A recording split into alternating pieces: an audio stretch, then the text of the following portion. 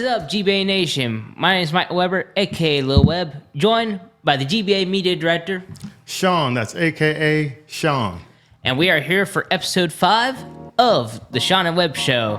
And today we have a lot to discuss, from March Madness to the GBA events. First, let's take it over here to Sean, who actually was at both of the events that were going on this weekend, with the Irish Classic at Dublin Scioto and the Nati Classic over at RG Sports Academy. Sean, how did those two events go over the weekend? Well, you know, man, kicking off week 3 of the GBA season, I started off Saturday morning. I headed down 71 South to Cincinnati to the 14th annual Nati Classic. The Nati Classic was awesome. Great competition down there. Saw some girls in there that displayed a couple moves. Can't wait to get into that when we do the top 5. It was a great day of games, close games. That was Saturday. Sunday, staying in town, headed 70 West to Dublin Scioto. Great games there, great championship games, man. It was a weekend of quality, high-level hoops, man. Oh yeah, absolutely. I mean, yeah, it should be a really great weekend coming up. Also, with the Easter Classic over at Capital University, another short drive for you there. So, oh, look, that is right in the backyard. I love making that trip over to Capital. I mean, great university, and then like right around the corner, there's a pretty tasty pizza shop. You ever been there? Oh yeah, Anthony's Pizza, really great place. If you're looking for a great place to eat some pizza while you're at the events, like you said, it's just down the street from the complex. Really great. They sell pizza by the slices, and I want to say when it's late at night, they have a really good special. Oh, for like a couple hours. I don't know if they still do it, but they did this last year where it was like 2 slices and a drink for like, I want to say it was like $5 or $6. Like, can't beat that. No, as parents, you know, as a parent of 2 daughters that have went through the circuit, it is nice to have a late night food option outside of, you know, what's there. That pizza shop, delicious. Oh yeah, that is GBA's favorite place to go to. So like we said, if you're ever hungry while at the event, be sure to stop by Anthony's Pizzeria. So, anyways, speaking of Columbus, we were there not only for GBA this weekend, but also last week. We were there for OVA, our Ohio Volleyball Association, to check out the Columbus Fury, a brand new professional volleyball team in Columbus that are playing at Nationwide Arena. What did you think about that, Sean? Oh, it was a great experience. I mean, for those who don't know, we're at GBA 740 Sports Media. We also do volleyball. We have the OVA, the Ohio Volleyball Association, as Webby already said. So we took a trip. We got a chance to go down to Nationwide Arena, and we got a chance to do our first professional volleyball game, women's volleyball game. And let me tell you, it was electric. I've never seen the ball hit that fast. I mean, it was crazy. What do you think, Webb? Oh, it was amazing, and it was our first time to be on the floor for a professional sporting event.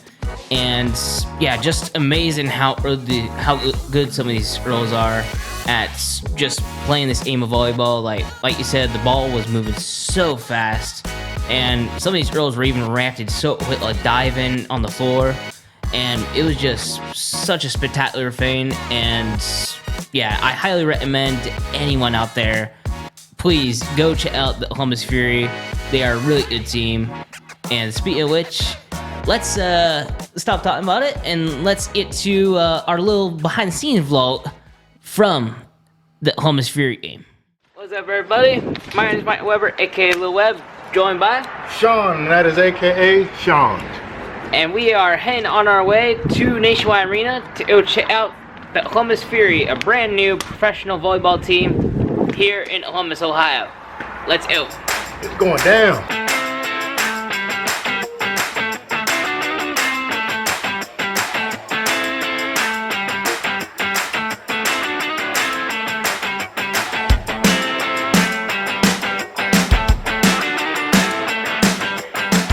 Just our media passes. Now time to check out the lounge. They know how to treat media well. How's the food? How's the food?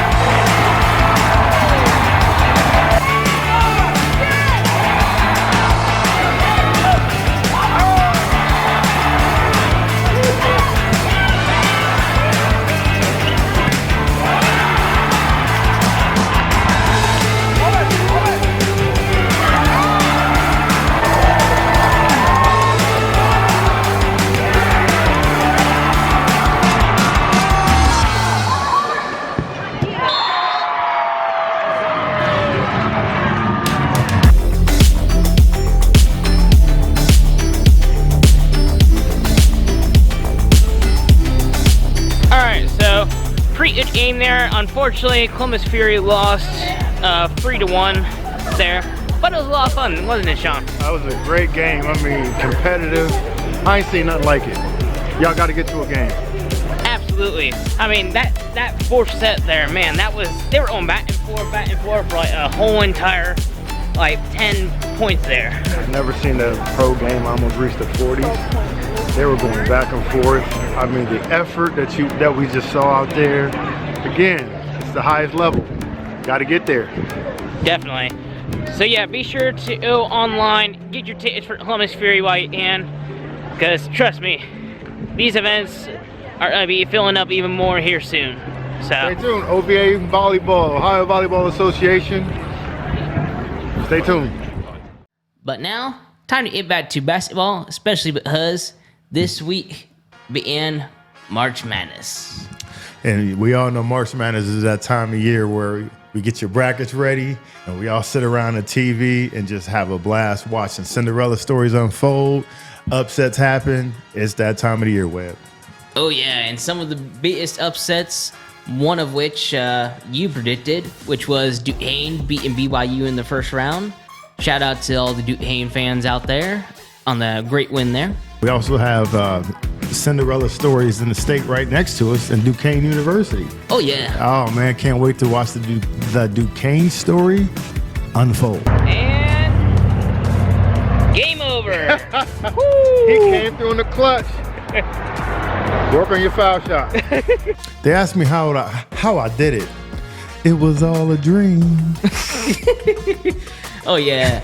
And as much people saw, we made our reactions to that here in the office, and yeah, it was really good to react to that big win from Duquesne. It was definitely fun, man. I mean, again, this is what March Madness is about, watching the Cinderella teams pull off those upsets, because, like, how do you know? You can't prepare for them, and them kids was coming out gunslinging. So kudos, shout out to Duquesne for their journey and their part in March Madness 2024.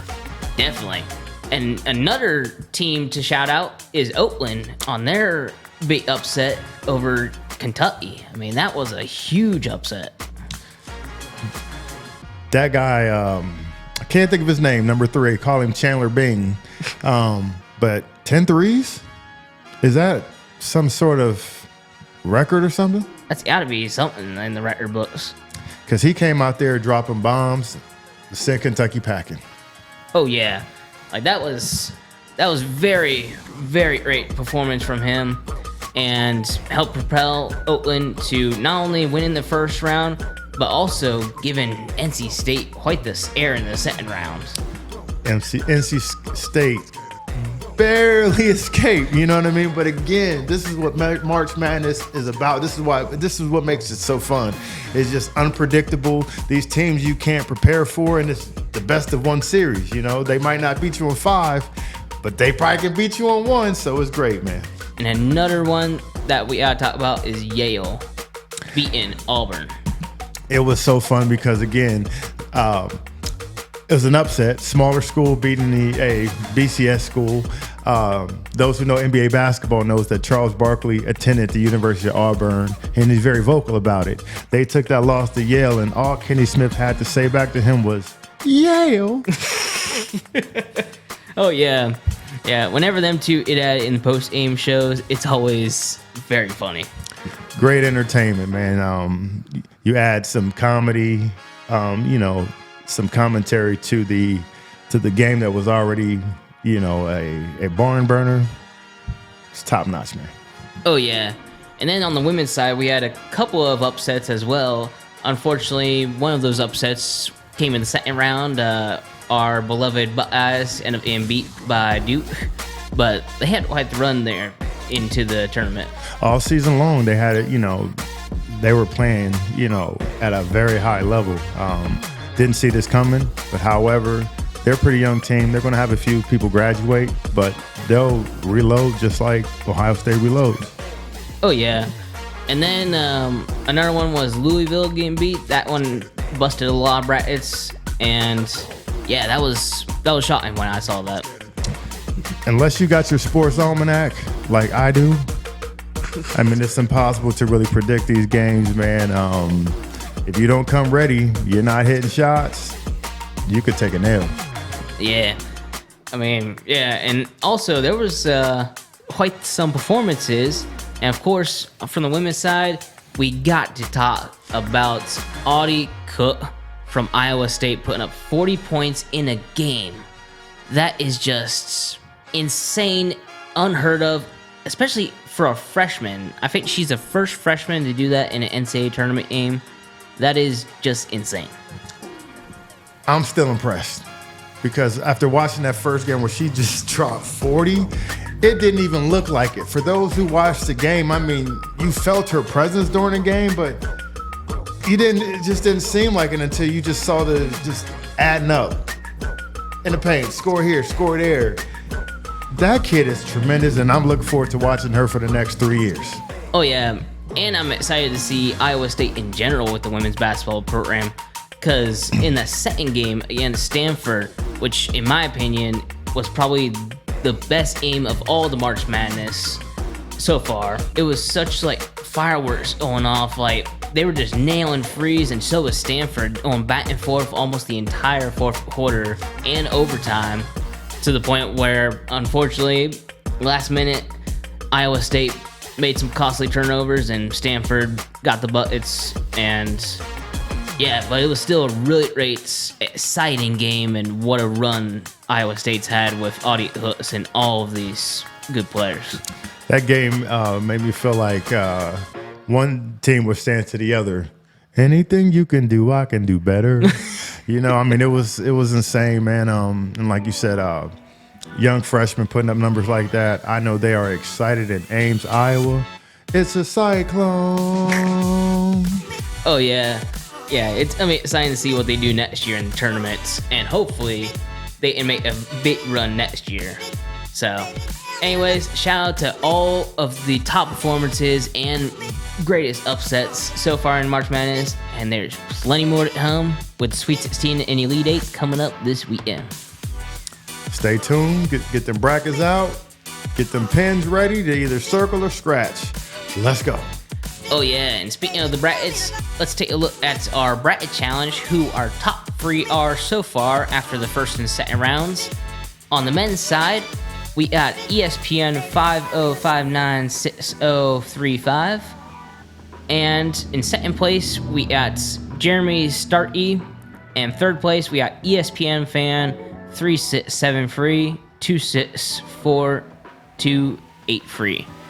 And it's gonna be interesting to see how them three do in the bracket challenge for the rest of this remainder for the men's side, especially as 2 of them have UConn, but one of them's got Iowa State, so that should be interesting.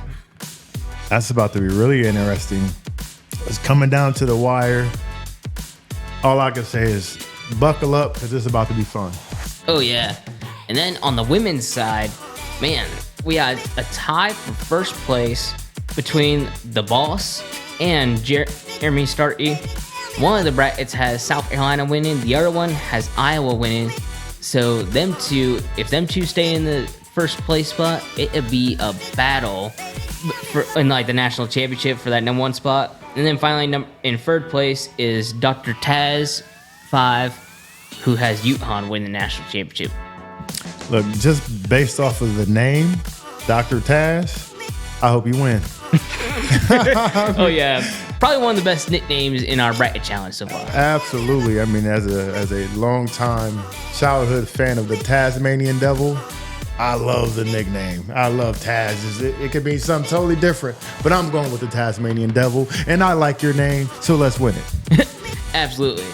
And then in my brackets for both those, they're both still intact. My national championships are still in it. Unfortunately, a couple of my Final Fours did not make it. So, yeah. So my bracket's it's not perfect, but it's still intact. Well, around here, they asked me not to do a bracket because all I do is win no matter what. Definitely. Especially after the Duquesne pick there. That was nuts. That was nuts, but it was a lucky pick, man. I mean, but still, hearing their story, knowing what they were coming, knowing how they were arriving to the game and to the table, man, and the long history of them not being in the dance, you knew they were dangerous. So they came out, they took one down, they're part of history now. Absolutely. And this wraps up our March Madness recap and wraps up episode 5 of the Sean and Web Show. And we cannot wait for this weekend, because this weekend, both me and Sean are going to be at the Easter Classic at Capital University, and we cannot wait to see all of you there.